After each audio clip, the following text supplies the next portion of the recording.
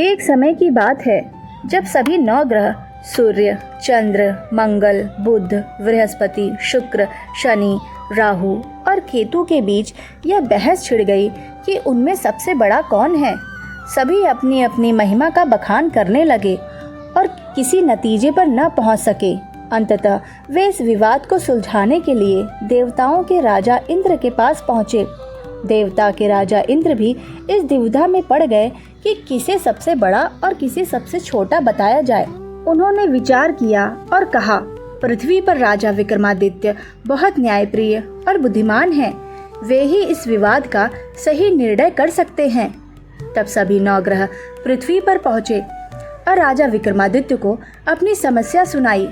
राजा चिंतित हो उठे, क्योंकि यदि किसी को बड़ा और किसी को छोटा बताया तो अन्य ग्रह नाराज हो सकते थे। वे गहरे विचार में डूब गए और फिर उन्हें एक उपाय सूझा।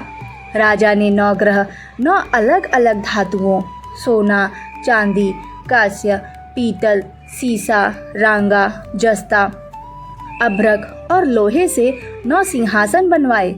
उन्होंने इन सिंहासनों को उसी क्रम में रखवा दिया और सभी ग्रहों से कहा, आप सभी इन सिंहासनों पर बैठें। जो सबसे अंत में स्थान ग्रहण करेगा वही सबसे छोटा माना जाएगा।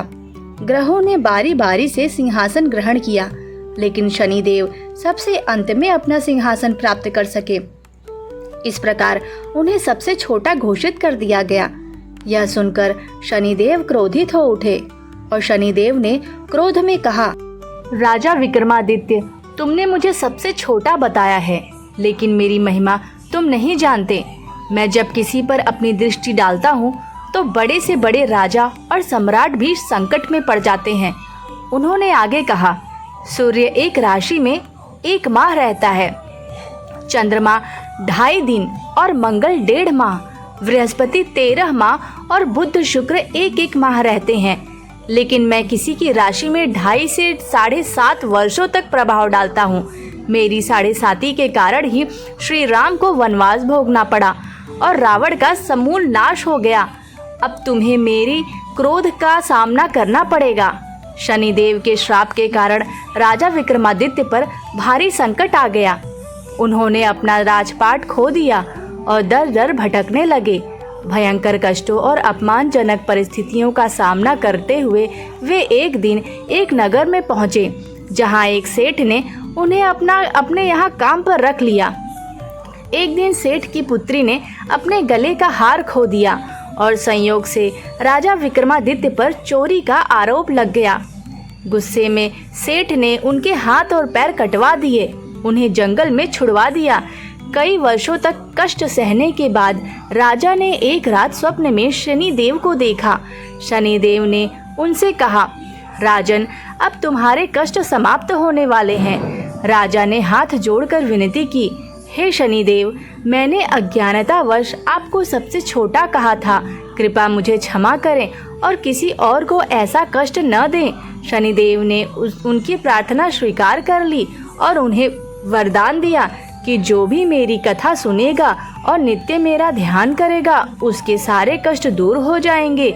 यदि कोई व्यक्ति चींटियों को आटा खिलाएगा और शनिदेव का व्रत करेगा तो उसकी सभी मनोकामनाएं पूर्ण होगी। सुबह जब राजा विक्रमादित्य की आंखें खुली तो उन्होंने देखा कि उनका शरीर पहले जैसा हो गया है। जब नगरवासियों को यह पता चला तो सभी अत्यंत प्रसन्न हुए। सेठ ने अपने किए पर पछतावा किया और क्षमा मांगते हुए राजा को अपने घर भोजन करने के लिए आमंत्रित किया। भोजन के दौरान एक अद्भुत घटना घटी। जिस घोटी ने सेठ की पुत्री का हार निगल लिया था, उसी ने भोजन के दौरान उसे उगल दिया। यह देखकर सभी आश्चर्यचकित हो गए। सेठ ने राजा से अपनी पुत्री श्री कंवरी से विवाह करने का निवेदन किया, जिसे राजा ने स्वीकार कर लिया। इसके बाद राजा विक्रमादित्य अपनी दोनों रानियां मनभावनी और श्रीकंवरी के साथ उज्जैन नगर लौट गए। पूरे राज्य में दीपमाला सजाई गई और उत्सव मनाया गया।